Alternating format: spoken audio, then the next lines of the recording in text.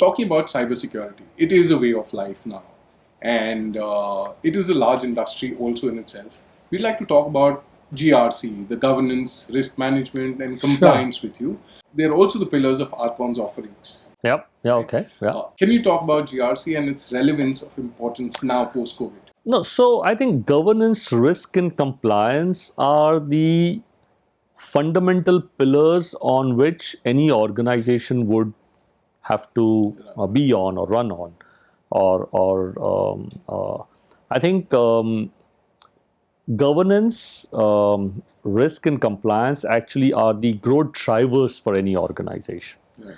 If you do them well, you are very well recognized in the market and valued as well, right? And sometimes people don't understand that. People think it's a cost. It's a cost with a higher value, right? So if you spend $10, the value that you get is probably $100 or $200 or $500. Just look at the Tata brand, for example. Governance, compliance, they're valued very well. So well, that was a softer part of it. The governance, risk, and compliance fundamentally has a lot of connotations from a business process perspective, from a technology perspective, and then, of course, from a board level and the CEO level, right? So I think this is here to stay. This is here to only get a little more complex because organizations are fairly complex, right? You have a large organization right from US to maybe Australia, different culture, like I spoke to you about before, right? So I think governance and compliance would play a very important role. And especially if you have these organizations which are regulated, they have even a larger portion in terms of following governance, risk, and compliance, right? So if you look at the governance, risk, and compliance, I wouldn't want to call it as a business, but of course, everything is a business at the end of the day. So governance, risk, and compliance business is actually a large one. It should be more than $20 billion, as I would say today. And these fall into different brackets. So one is professional services, consulting, and one piece is technology. Because we have experience of more than 20 years now in governance, risk, and compliance, and which has helped us to scale our consulting company and helped us to scale, and I mentor the technology company, which is in the same domain.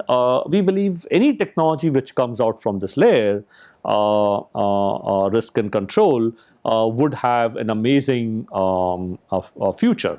The technology itself would have an amazing future. So I think this would continue to be one of our strong points and hallmarks, and we would want to build through and within the governance, risk, and compliance module. That's something that I personally and organization understands very, very well. Yeah. Right. Now, privilege access management is one of the key flagship products that you have.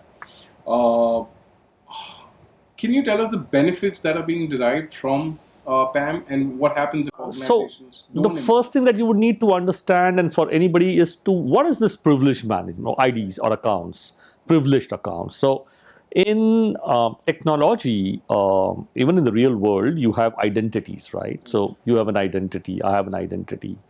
And these identities, of course, are given to us by our parents, but these identities are also given to us by government, right? And these identities are given to us by even a third party.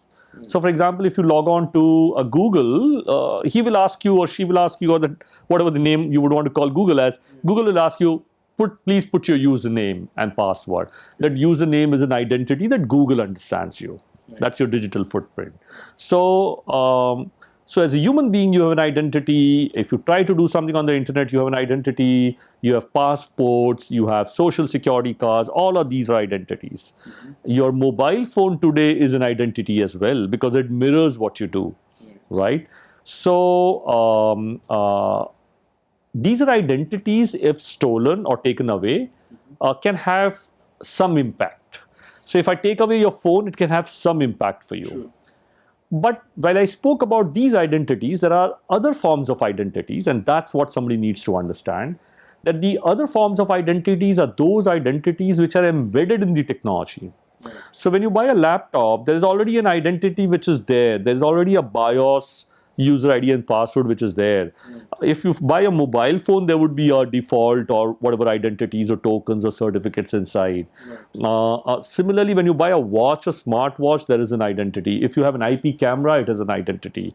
If you have a digital car today, like a Tesla would have an identity, right? Because it's on the internet, it's got a network, it talks to people, it talks to you, talks to other cars, for example. So all of these equipments actually come with some form of an identity. So just to make this simple, these identities, if somewhere to access, then these identities have higher privileges, which means if you have access to this identity, you can do anything and everything on that technology. So if I get a administrator password, and administrator is something people understand, of your laptop, I could do far more damage than I would be able to do by just getting your user identity, right? Now just think about, from a laptop you move and imagine that this is a big server. And this is a big server which is keeping the balances of your accounts like a banking server. And it has actually money in there. It has got your bitcoins, it has got your money, it's got your account. Just imagine there's another server where you're making a transfer of money, for example. These machines also have identities. And if somebody was to able to crack that super user or administrator ID of this machine, what can that guy do? I mean, he could, of course, take away your money, right? Because he's got access. So those are privileged identities. Identities who have more power on the machine are privileged identities. And it is said from research that in any organization, privileged identities are 4 times the number of your employees. Now, that was a realization that we had after having spent maybe 10 or 12 years in information risk management.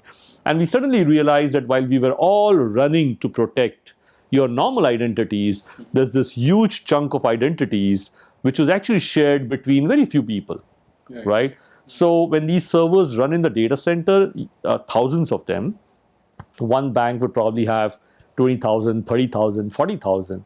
There aren't 40,000 people who take care of 40,000 server. There are just maybe 1,000, 2,000, 3,000 people. But a bank may have 100,000 employees, so they're doing something else as well. That means these 3,000 people have access to just about anything which happens in the bank, more or less, right? So more like super users. Super users. So they share those users, they know those users. Of course, everybody's responsible and we are not expecting people to do something wrong. But now can you imagine if something were to go wrong to these identities and if they were lost, then what would happen? So we call them as privileged identities. And how can 3,000 people manage 60,000 or maybe 120,000 privileged IDs and make sure that the passwords are changed every 30 days? Just not possible humanly, right? Which means the passwords are simple. So you also need a vault to be able to generate dynamic passwords, tokens, certificates, and to be able to go and change it so that any hacker or insider attacker or cyber attacker is not able to capture that. And this is becoming very important because anything which happens in the cyber world today, if you have a phishing attack, if you have a malware attack, they all want the super user IDs. They don't want your IDs. They want the super user IDs, right? So once they try and get that, and then they're able to move across laterally to other computers. So we started to think through that, hey, you know what? The world needs somebody to protect these privileged identities. And there was a huge gap. And we kind of looked at it, we found the use case to be good, and we started to create and do something around it. And today, privileged identities are not in millions, they're actually in billions. Because you have IoT, you have OT, smart manufacturing, you have these smart watches, you have smart cities, you have smart cars. So somebody, I don't know, I was reading somewhere in New York Times or something that somebody actually drove somebody to death. How can you drive somebody to death? By taking control of his car. So if remotely I take control of your beautiful car, which is now AI driven and all of that, I can drive you to death, right? Absolutely. So I think it's becoming important for just about every organization to look at privileged identities. And that's how we want to make sure that we're able to protect your digital footprint by protecting your important IDs. It's like, who would guard the guards? Yeah. So something like that, right? Okay, now organizations are adopting AI, ML, VR on a very fast pace. What do you think are the risks arising along with that? No, so I think AI ML is a fantastic thing. Right. Used very well, this is going to be great across the world for mankind, because you would come to know what's wrong with you even before you go to a clinic, for example, True. more or less, right? Can you imagine that somebody's taken your X-ray and he's kind of pointed out that you have something wrong, and there are millions of X-rays being taken across the world, right? So if you put all of this in a nice box and then you put one X-ray, similar X-ray in that box, what comes out is what could be wrong with you, right? And that quickly comes out. A doctor doesn't have to go through and after a month come back and say this is wrong with you. So AI ML has some fantastic use cases. It's likely to simplify your life, which is also likely to make your life a little complex, because now your mind, which was going to the bottom of the problem, so how should I put it? We learn mathematics by doing 2 into 2 is equal to 4. Yeah. Students don't learn mathematics by 2 is into 2, 4. They learn 4 is already a given because the computer gives them 4. All right? I need to understand on top of that what happens. So when these technologies come in, our skill sets have to be on top of these technologies, because using them, we are supposed to do some great jobs. True. Now, can you imagine if a malicious user is able to get into the minds of these technologies, then the impact of these technologies is likely to be larger. And that is the fear of artificial intelligence and machine learning, that the impact could be larger. Today, a cyber attacker comes and attacks maybe one bank. But if there's a lot of things happening on AI ML, he or she could end up attacking maybe 10 banks together, right? So something like that.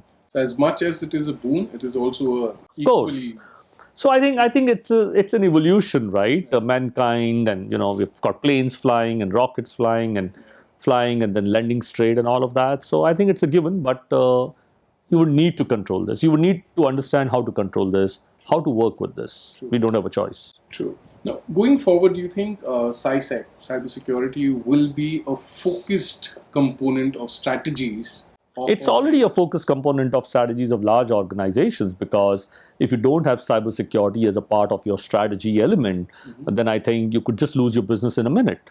Correct. Right? So if a wrong tweet from a large, can you imagine somebody in a bank gets in somebody in a bank who's an internal or external person gets in on the Twitter account of a bank, or a Facebook account of a bank, or a LinkedIn account of a bank, and says, our bank is likely to shut down, please withdraw your money. Right? What would happen? There would be a huge queue on the ATMs trying to withdraw money, and there would be a run for the bank.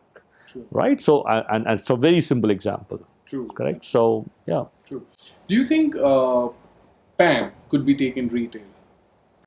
So, of course, the PAM use case is just about for anybody, right? Because even in a small organization, if you have your laptops, if you have 1 or 2 machines that you have within your server room, you would need to know who's doing what with those machines. True. You would need to have some kind of governance, because even a smaller organization is actually eventually working for somebody who's a larger organization. Right. Or a smaller organization is probably providing services to a reasonably large number of people. True. Right? Large maybe in that context. So in the future, because privacy, data is likely to be, and control is likely to be very important, and people would get sued for that, and businesses would get closed down for that, right? True. So I believe it can go out to almost all possible small organizations. And even an individual tomorrow has to keep making sure that his privileged identities are controlled. And everything that do, for example, your financial data, your property data, that would need to be vaulted as well in the future. And it's possible that you may not have notes, printed notes tomorrow. You'll only have digital coins. Well, not necessarily bitcoins, but governments would probably issue digital currency.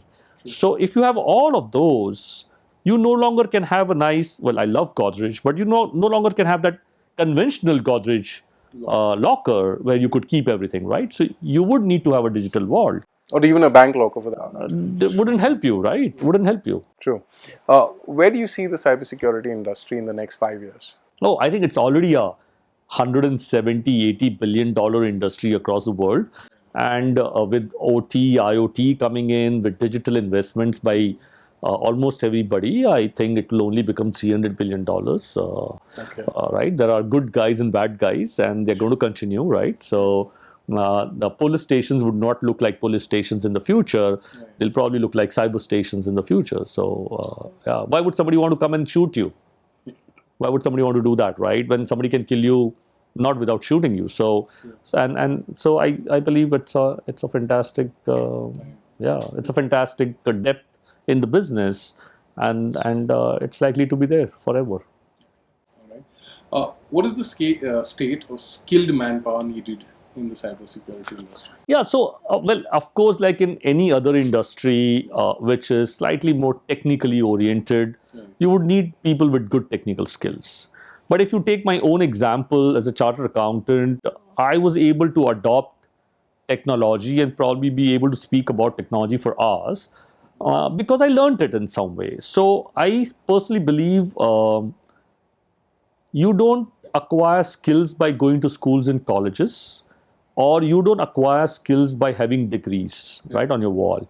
You acquire skills by going out and learning it. How should I put it?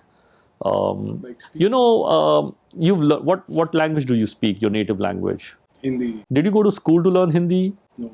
Maybe not. So when you were born, your parents are teaching you, and you're intuitively learning it, right? And that's a great skill that you have, which I'm sure you're not going to forget as long as you're alive. True. So similarly, I think education would change, and that would be a lot of intuitive learning. And if you skill and continue to reskill yourself, I think there is nothing that you would probably not understand. So cybersecurity requires, of course, engineers, but people who have this desire and who also understand what to protect in the business. An engineer may do a good coding exercise, but eventually, what do you protect? So you also require commercial-minded people around it. And if you're making a product, you also require this people with artistic touch to be able to create good, beautiful-looking technologies, which are also intuitive in nature, right? So when you use a software, you would love to use a software which is intuitive, which probably talks to you, for example. So I think there is an opportunity for all skills people with the right minds, in the sense that people who want to look at cybersecurity. I think these are the kind of skills that you need To be in the industry and be relevant. Absolutely.